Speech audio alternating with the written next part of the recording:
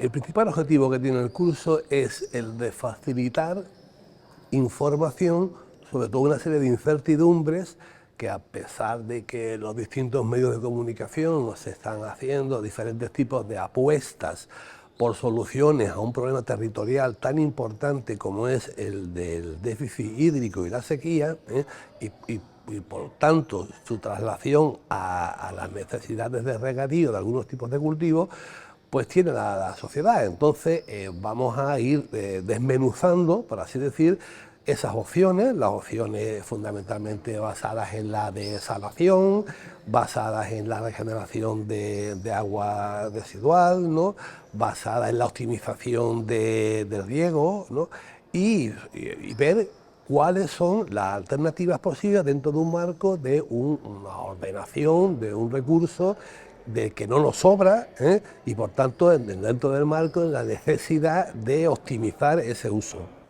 Claro, la sequía tiene una problemática muy complicada a la hora de establecer su inicio, ¿no? Normalmente se inicia por una sequía meteorológica, es decir, no llueve cuando debería llover, en los meses que debería llover. A esa sequía meteorológica le sigue una sequía agrícola, ¿no? Es decir, la agricultura, los suelos no tienen el agua que debería tener, ¿no?, proveniente de una sequía hidrológica, ¿no?, y así sucesivamente hasta que llega a una sequía, digamos, socioeconómica, que es la fase en la que en algunos sitios estamos ya.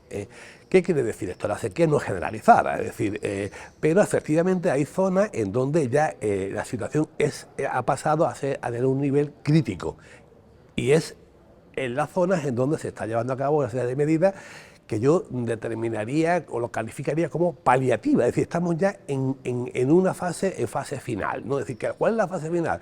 Pues la fase final para cualquier ciudadano es, digamos, en la sociedad moderna, la sociedad desarrollada, es el abrir el grifo y que no salga agua.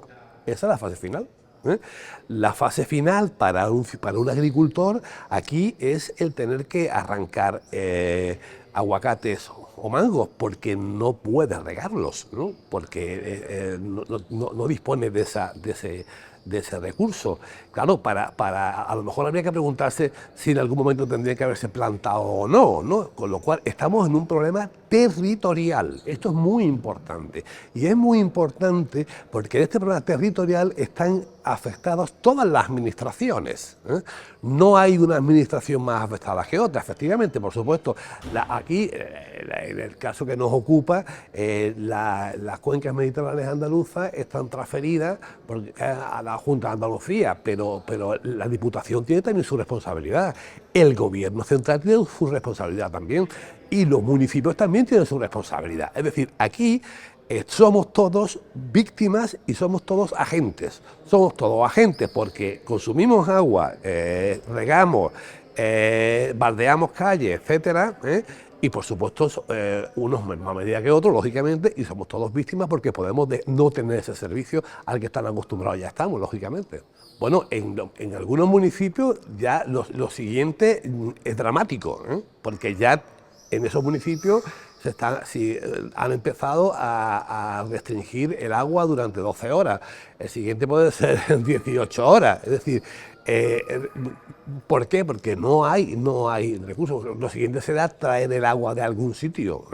Yo recuerdo, hace ya una serie de años, en la anterior sequía, se llegó a plantear incluso el abastecimiento de agua mediante buques Cuba, ¿no? Bueno, pues no sé yo, si en un momento determinado, si la situación crítica esta, en donde ya han empezado algunos municipios, se generaliza, sí tendríamos que llegar a ese nivel, ¿no? Pero por ser optimistas, lo fundamental aquí ahora mismo es empezar ya a tener claro ese diagnóstico para la siguiente situación similar que se va a producir. Lo que no podemos estar es, durante toda una serie de años, viviendo una situación que es irreal, porque tarde o temprano se va a dar esta situación, porque de hecho esta situación se ha dado, esta situación de sequía, se ha producido sobre una situación de déficit hídrico previo, es decir, en una situación en donde consumíamos más agua de la que teníamos, ¿no? Y esto es un problema. Pero no solo no lo hemos hecho bien, no lo llevamos haciendo bien desde los últimos tiempos, es decir, desde las últimas décadas. La sequía en el Mediterráneo es recurrente. Si hablamos con nuestros abuelos, nos van a decir siempre ha habido sequías, ¿vale? Esta frase hay que quedarla ahí. Esa frase es importante. Siempre ha habido sequía. Bien, el problema es que no siempre se ha consumido en los niveles de consumo que tenemos actualmente. Con lo cual las reservas ahora son muy inferiores a las que había en otras situaciones. Yo creo que al nivel de tener que arrancar, digamos, árboles, se ha producido en algunos momentos muy concretos, ¿vale? En la sequía, no en la anterior, que no afectó exactamente mucho aquí a la zona de la Axarquía, pero el hecho de que en un momento determinado el agricultor se vea obligado a arrancar algunos productos, nadie mejor que el agricultor sabe si su explotación es rentable o le es rentable o no. Entonces él es el que toma la medida de una decisión personal. Entonces, si él ve que no le va a ser rentable, lo razonable, en este caso, la toma de decisión, que es muy seria, muy grave, es arrancar los cultivos, los árboles de esa explotación, ¿no? Claro, aquí el problema reside en que hay una serie, como estamos viendo, está a la orden del día, hay una serie de explotaciones que parece ser que están en funcionamiento cuando no deberían estarlo. Es decir, aquí falta un ordenamiento, falta una ordenación de recursos, ¿no? Y el patrón agua tiene que ser clave. Es decir, cuánta agua disponemos, de cuánta agua podemos disponer, y por tanto, en el caso de la agricultura, con esta agua, cuántas hectáreas se puede regar. Y después entraremos en cómo regar y cuánto regar, que es donde entra también la ciencia. Es decir, si sabemos exactamente cuánto consume un aguacate y sabemos dónde está el sistema radicular por el cual el aguacate succiona, las raíces succionan agua, que son las que permiten que la salud del árbol, pues tendremos que darle al aguacate exactamente la cantidad de agua que necesite, ni más ni menos. Menos le generaremos un déficit de salud y más estamos regando en sobreabundancia, por lo cual no necesariamente tendríamos que ir por ahí.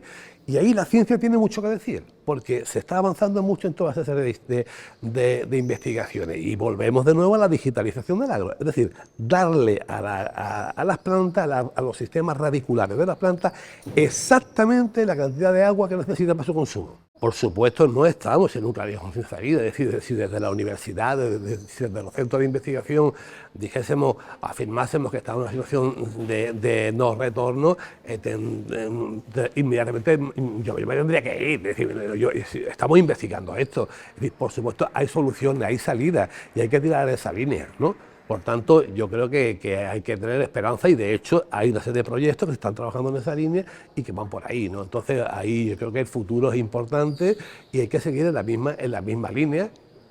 Esto sí, intentando que se nos haga más caso, por así decir, ¿no? Es decir, que no queden en saco roto muchas de esas investigaciones.